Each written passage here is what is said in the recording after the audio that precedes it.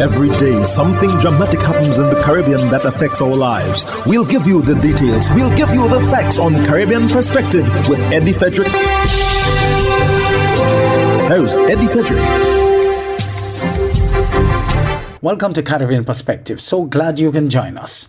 The story that takes the lead in today's edition for Monday, 3rd March 2025, and brought to you in association with our friends at Antillean Group. Concern about tougher U.S. sanctions affecting Cuban medical programs. Details after this important message. Believe in our strength, we'll stand by you. Protection from all, perils big and small. Reassurance we give, it's so clear to see. Peace of mind, that's our service guarantee.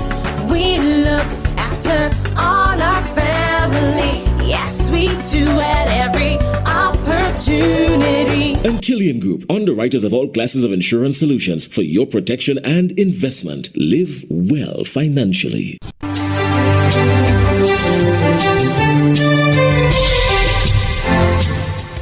Welcome back.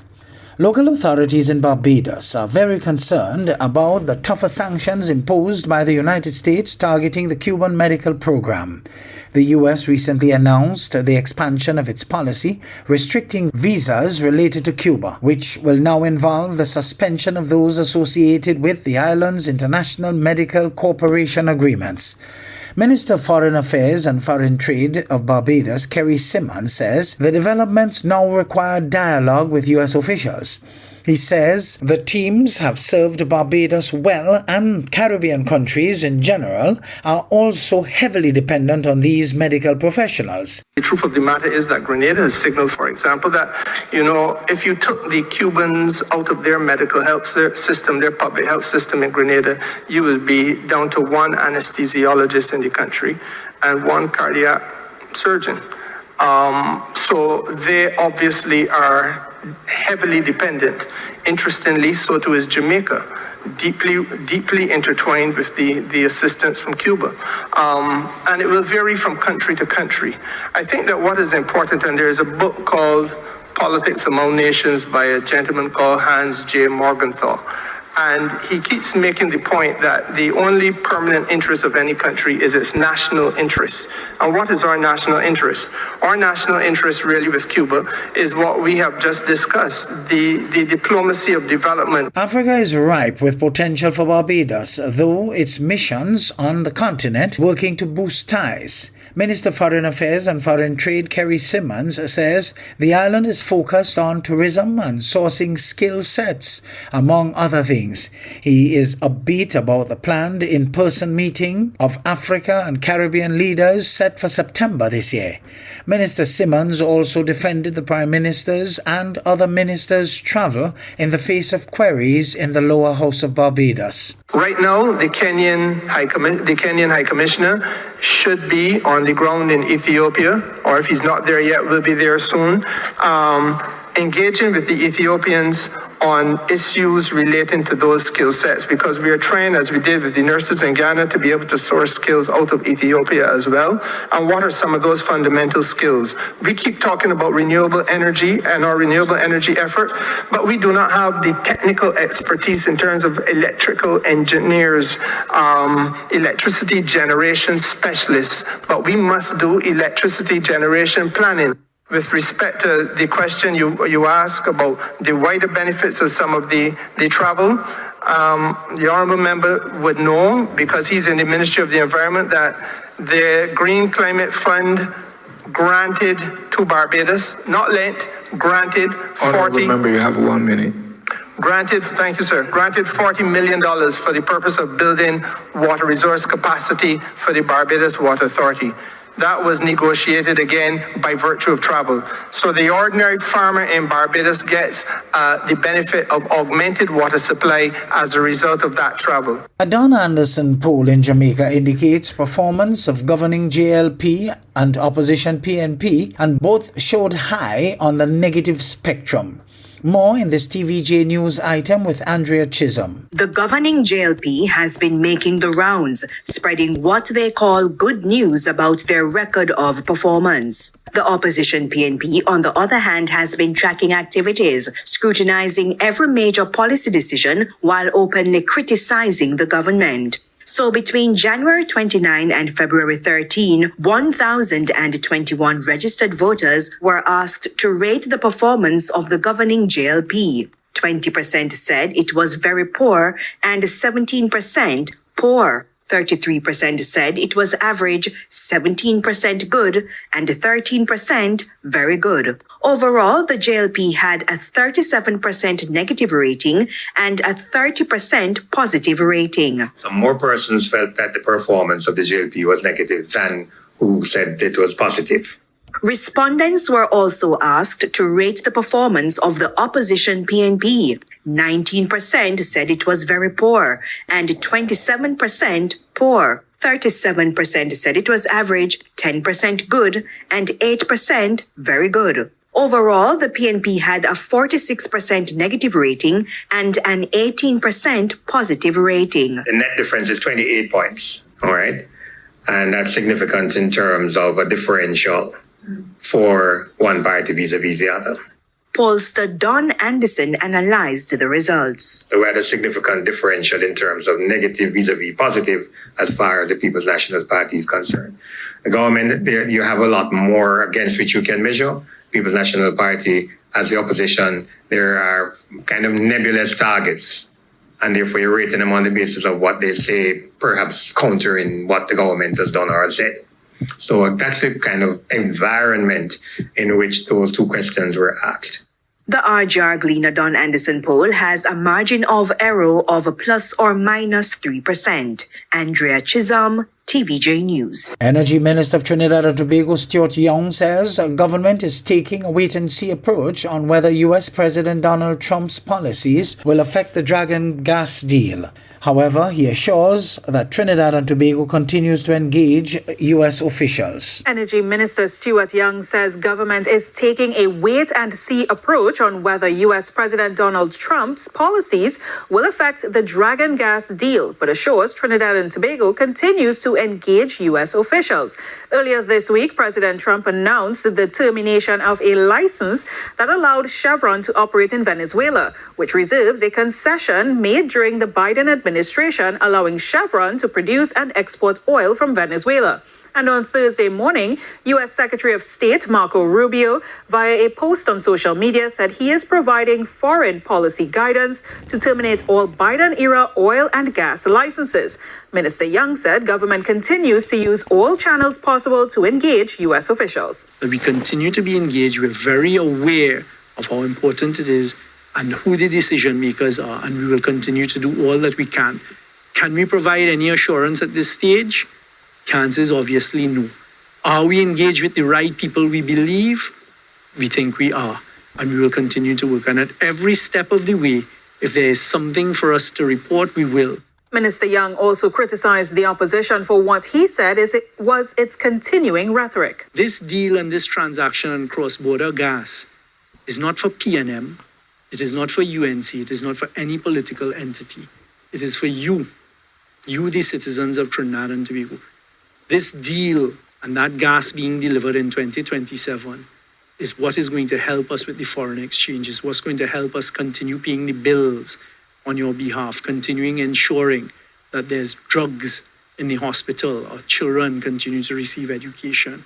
And that is what we've consistently been fighting for. So all of those who want to call sanctions, all of those who want to attack the Venezuelan government, from small Trinidad and Tobago, our closest neighbor, that can never be good for Trinidad and Tobago. Minister Young said Trinidad and Tobago also continues to have an ongoing relationship with Shell and BP, who have been in discussions with him on the matter.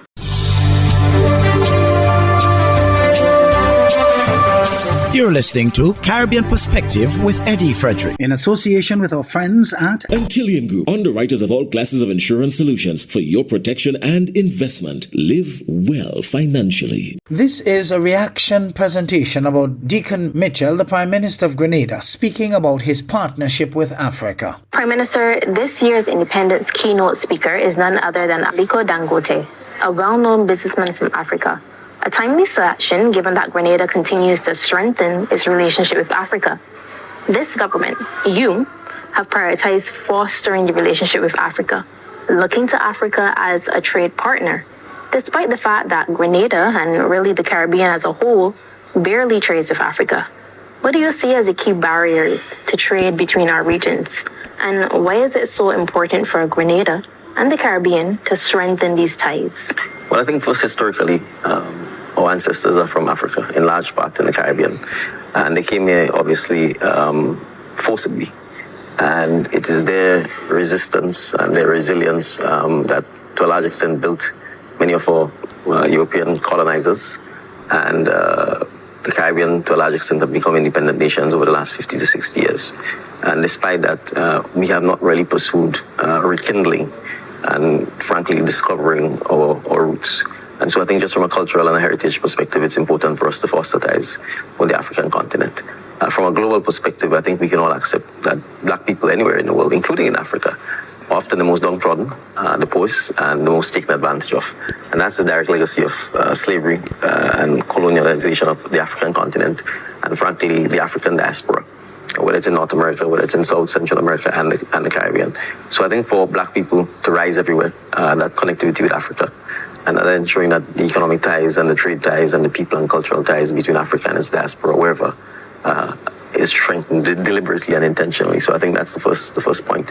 But the second point is there's no question that Africa, from an economic perspective, is in a sense the next great continent that needs to rise, and it's begun to do so. And you see people like Mr. Dangote as a prime example of this. So it's important for us to ensure that when we talk about role models and we talk about setting examples, that we actually look to persons who've done so in Africa and who are respected in Africa and globally. And there's no better personality, in my mind, or success story than someone like Mr. Dangote. Despite that success, he's humble. He is very polite. And as you can see, he's full of wisdom, particularly for young people. And I think for us in the Caribbean, we need to highlight black role models that are successful globally so that we do not let the limitations of our size impact our ambition. So that's one of the key reasons. But purely on the economic front, we absolutely need to ensure that we can trade more with Africa. And that means from a logistical point of view, from air access, from sea access, and from looking at the things that we can get from Africa and the things that Africa can get from us. If we are trading with far places as China, there's absolutely no reason why we can foster trade with Africa, which is actually much closer. So for us, we think it's important to begin this sort of deliberate planning of our economic, social, political, geopolitical ties. And that's the reason for deliberately pursuing better and closer bilateral and multilateral relations with Africa, and particularly on the economic and social space as well. Building a strong and resilient social framework starts with a strong and resilient economy. That's according to the new president of the Caribbean Development Bank, Daniel Best, as he addressed the Barbados Chamber of Commerce and Industry's business luncheon and panel discussion at the Hilton Barbados Resort on Friday. Trevor Thorpe of CBC News has that story. Small countries with limited production capabilities, which means we rely heavily on imports to meet both our consumption and production needs. A quick glance around this room underscores just how dependent we are on imports for the smooth functioning of our economies. Second, we don't have reserve currencies. Our currencies aren't used in international transactions. This means we must have foreign exchange to buy anything we import. The CDB president says another area of concern is climate resilience. Everything we do must be climate proof. The rising frequency and intensity of climate hazards demand infrastructure and institutions that are resilient and adaptive. Each of these elements contributes to building a competitive, resilient business ecosystem that drives growth and sustainability. Barbados Chamber of Commerce and Industry President James Clark says the Chamber reaffirms its commitment to its members and the society in which it serves as it celebrates its 200th anniversary this year. He says the BCCI holds the distinction of being the oldest private sector organization in Barbados. The BCC also plans to focus on increasing our relevance to the business community as we seek to build on the gains of 2024. We anticipate working with government directly and at the social partnership level to ensure that various regulatory reforms aimed at facilitating the ease of doing business are implemented to improve our global competitiveness and increase investment opportunities. The Chamber will also continue to provide value-added support and initiatives that will facilitate business-to-business opportunities for members to promote the services and products and grow their businesses. A gala awards dinner, a community outreach program, a public lecture, and a commemorative magazine will be among the events to mark the 200th anniversary of the Chamber. Trevor Thorpe, CBC News.